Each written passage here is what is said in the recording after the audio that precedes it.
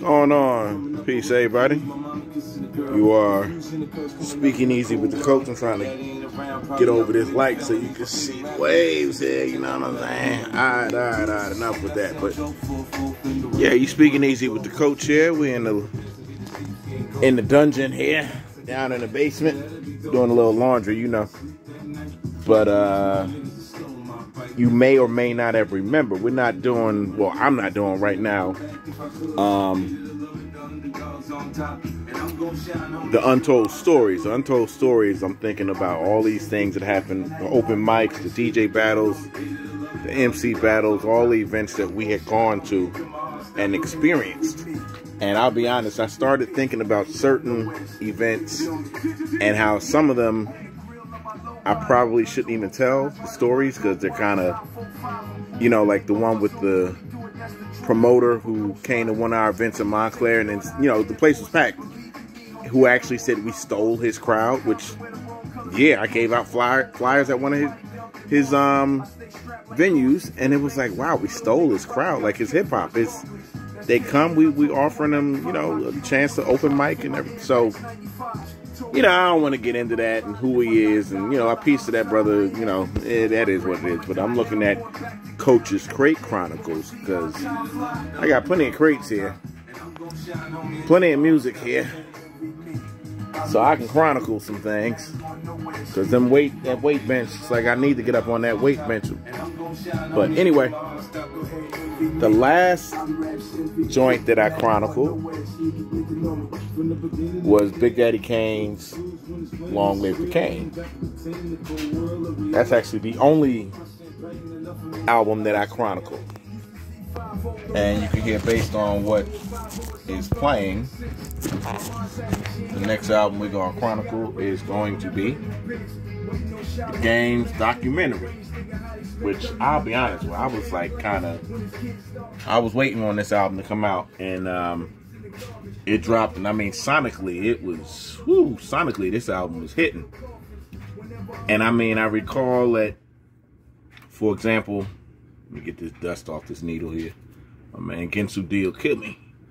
But I remember when it came out and I heard this on the radio. And I said, wow, this sound, you know, on the radio, it was just like, it was simple. And it was just clear. I said, wow, this sounds so good. And, you know, it was this. And it was that joint from Kanye that I wasn't really big on. But this is the song, like, when I would be, either I'd be spinning in the club or just playing on the jukebox in the club. In the blue and the black, let's have a gangster party. Somebody lean over and tell Banks to order another case of 40s. Yo, Doc, give him a coke with that. And I said, wow, man, this album is hitting.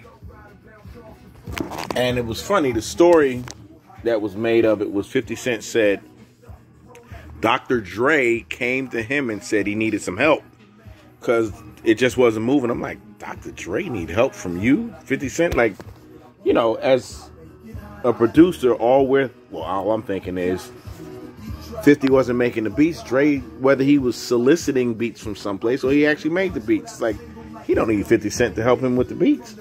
But I get it now. I especially get it. I believe it was 50 who was writing the hooks, and as 50 said it, which, you know, whether it's like this or not, 50 said he had records. He had records that were for him, and he gave them the Game. Like, he already had the chorus written out, and some of the songs he already had one verse, and he gave the song to Game. Just like the way Dr. Dre gave California Love to Tupac. Just like, you know, I think there was a song that the Dog Pound, I want to say it was Ambitions as a Writer, they gave that to Tupac. So I was like, wow, he really, you know, no wonder on the back of the album it says executive produced by Dr. Dre and 50 Cent. So that was, you know, interesting, but it made me realize, like, throughout the rest of the album, what hit me was it was cool, but it kind of slowed down a lot. Like, when I got to certain other songs, like this is the one from Timberland, it was like, oh, this is it, you know, like, it slowed down with a couple of other songs. This is the one Just Blaze put that in. I think at the beginning where dude said, yeah, no hand claps. And he just messed up the whole song when he said, yeah, no hand claps. Like why would you say that? But anyway, that's another story. But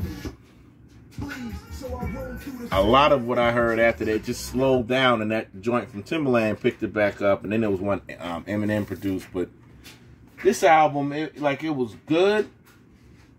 It had, you know, overall from like a 5-point system, I think I'd give it a 4 because the songs that were so good were so good. But it, you know, it's a borderline 3.5 because some of the songs were just, you know, knocking on mediocrity, and it was like, nah, man, you know, it just wasn't there. So I don't know, but I'm looking at the end of it. This that joint with Mary. This the joint with Mary.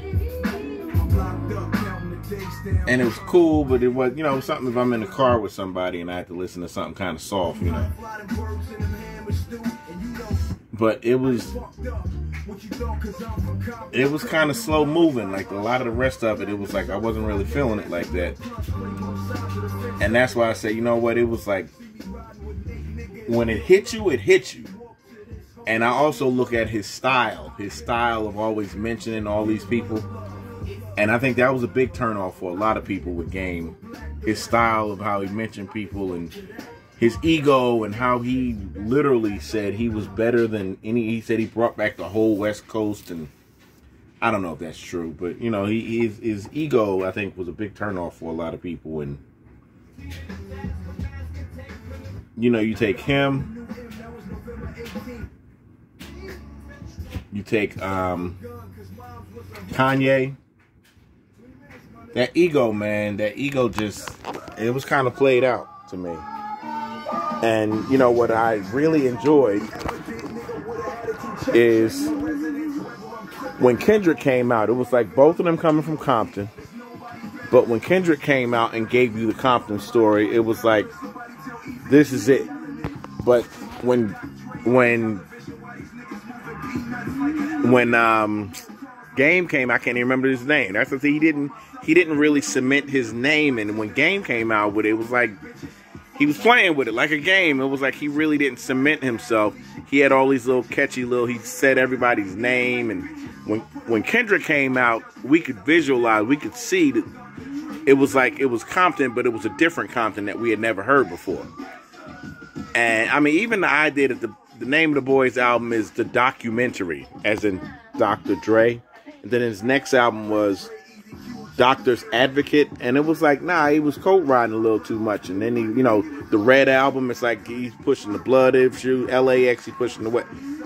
It just, but I mean, sonically, I don't. Dr. Dre didn't produce the whole album. It had gotten to a point where Dre wasn't producing whole albums, whether it was from Eminem, from 50 Cent, he wasn't producing whole albums. And this album, it was like, yo, the songs that were hitting were just. And now this is the Just Blaze track, sample that James Brown, ooh wee, and it's hitting. But it just got to a point, it was almost a little monotonous listening to his voice and listening. He just mentioned Yao Ming, and it's a little monotonous with all the name dropping. So, yeah, man, this album, like I said, from 1 to 5, I'd give it a 4. And then if I was sitting in the car listening to it, I'd give it a 3.5. Because it has some dead time. But, you know, like I said, that's my Koach's Crate Chronicles.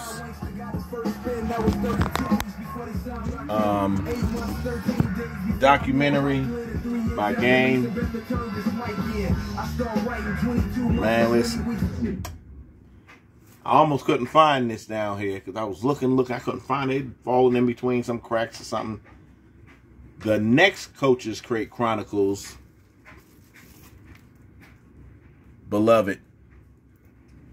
Y'all stay tuned for that. I'm going to try to get that done by about 2 weeks from now. A week, maybe 2 weeks, but be prepared for that. Y'all speaking easy with the Koach. Peace.